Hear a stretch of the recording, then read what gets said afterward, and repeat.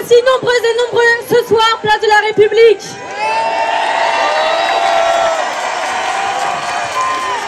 Comme vous le savez, les activistes de la Freedom Flotilla sont détenus illégalement en mer par l'armée coloniale et génocidaire israélienne. Depuis plus de 15 heures. Et ce, dont 6 ressortissants français et dont notre députée européenne, Rima Hassan.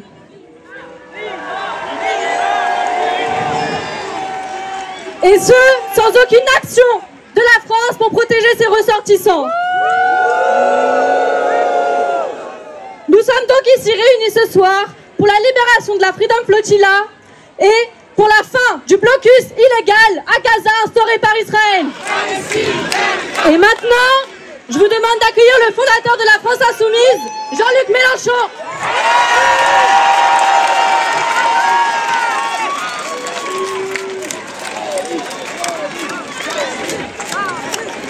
Voici, hier, avant-hier et comme depuis 18 mois, ce matin encore, le malheureux peuple palestinien encagé à Gaza a été assailli de bombardements dans cette série ininterrompue de crimes de guerre qu'à la fin il faut appeler une tentative de génocide bien avancée. Et parce que le monde entier, faisant des phrases, les puissants de la terre, qui d'habitude nous régalent de leurs leçons de morale, distribuent les bons points entre les uns et les autres, devant ce massacre qui dure depuis 18 mois, n'ont rien à dire et sont incapables d'y faire face. La France, abaissée par son incapacité à s'exprimer fortement et publiquement, en faisant la seule chose qui est en son pouvoir à cette heure, dès maintenant, qui est de reconnaître l'État de Palestine pour mettre en échec M. Netanyahou. La France, qui devrait s'enorgueillir de voir 8 des siens monter sur un petit bateau, sans autre arme que leur conviction, sans autre force que leur courage. Oui, leur courage, que nous voulons saluer en face de gens qui sont capables du pire et qui l'ont déjà démontré. Comme il est indigne que dans cette circonstance, certains qui relayent les éléments de langage de l'ambassade d'Israël sur les télévisions et les radios osent parler de croisière. Avez-vous vu comment l'un après l'autre reprend le mot croisière pour en garnir comme sur un collier de perles les infamies qu'il raconte, pour minimiser le courage qui s'exprime à cet instant? Oui, le courage, car la dernière fois qu'il y a eu une flottille, il y a eu 10 morts qui étaient désarmés, tout comme l'étaient les 12 d'aujourd'hui. À présent, il y a dans cet équipage de 12 personnes, dont je veux dire la liste parce qu'ils nous représentent tous autant que nous sommes, de tous les pays d'Europe et de quelques-uns du monde. Il y a Baptiste André, médecin français de l'hôpital de Marseille. Réva Villard, militant écologiste français. Pascal Morieras, marin français. Yanis Mamdi, journaliste français de Blas. Omar Fayad, journaliste d'Al Jazeera. Hüseyin Suyabordu, militant pro-Palestine turc. Yasemin Akarn, activiste pour le droit des réfugiés allemands. Sergio Toribio, marin et activiste écologiste espagnol. Marco Van Rennes, marin et capitaine du bateau néerlandais. Thiago Avila, coordinateur de la flottille de la liberté brésilien. Et bien sûr, Greta Thunberg, activiste écologiste suédoise. Et Rima Hassan, députée insoumise européenne. Madame Rima Hassan représente le peuple français qui l'a élu. Benyamin Netanyahou n'est pas de taille ni à lui faire peur à elle, ni à nous non plus. Benyamin Netanyahou se croit tout autorisé. Et il a raison, puisqu'on lui autorise tout, y compris...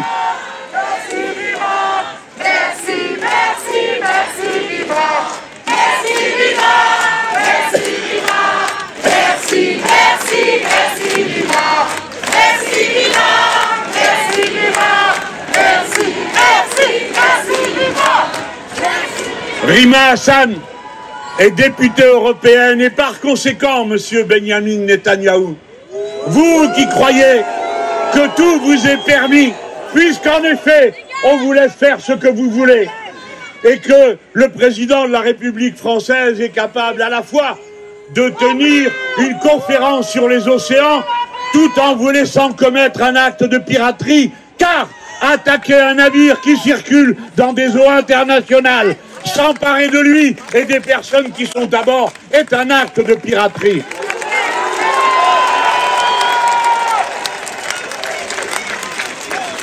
Et que voit-on, puisque j'en suis à parler de nos autorités françaises, que voit-on le Premier ministre nous dire « Nous avions prévenu des risques en raison des tensions dans la zone ». Mais enfin, on n'est pas en train de parler d'un voyage d'alpinistes qui seraient sortis des pistes.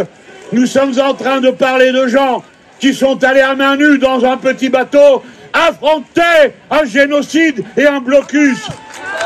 Appelez les choses par leur nom. Appelez les choses par leur nom. Et alors, dans ces conditions, vous n'avez pas demandé le chapeau bas à M. Benyamin Netanyahou de bien vouloir permettre que les nôtres rentrent à la maison.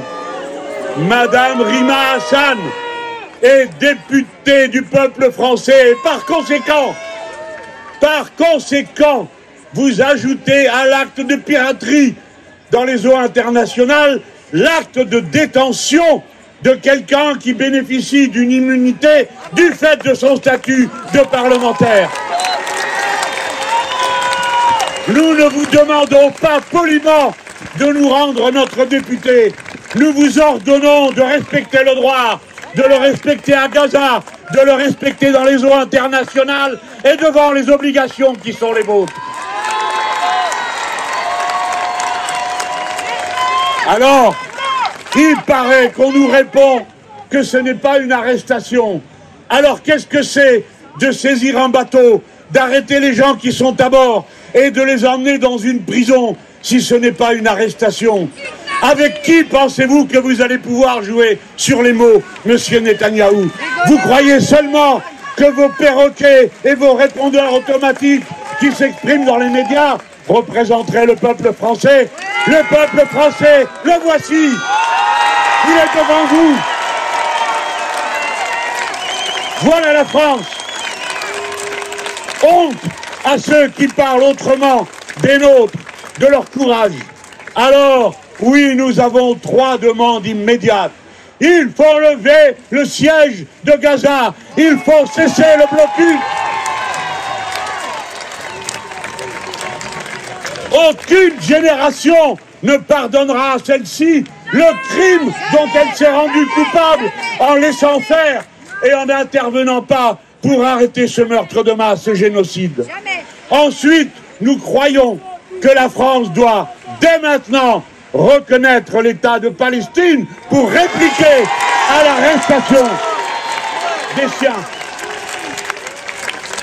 Et bien sûr, je vais vous dire, exprimant, je crois, ce que beaucoup d'entre vous ressentent.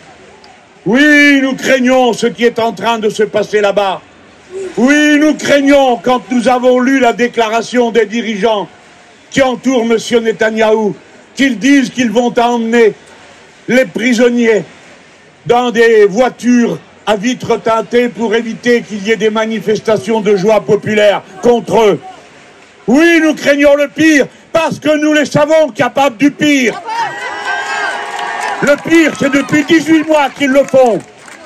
Et j'adresse un salut reconnaissant à ceux des Israéliens qui étaient hier devant l'ambassade de France à Tel Aviv pour mener avec nous la lutte et réclamer la fin du siège, la fin du blocus et la libération immédiate des 12 de ce bateau. Puisse cet instant rester gravé dans le cœur de chacun d'entre nous, comme le souvenir extraordinaire de ce que le courage peut faire, de ce que ces femmes hardies, défiant la mort les yeux dans les yeux, ont été capables de faire, c'est-à-dire en 24 heures, davantage que des dizaines de gouvernements, des dizaines d'armées qui restent les deux pieds dans les mêmes chaussures à regarder ce qui se passe.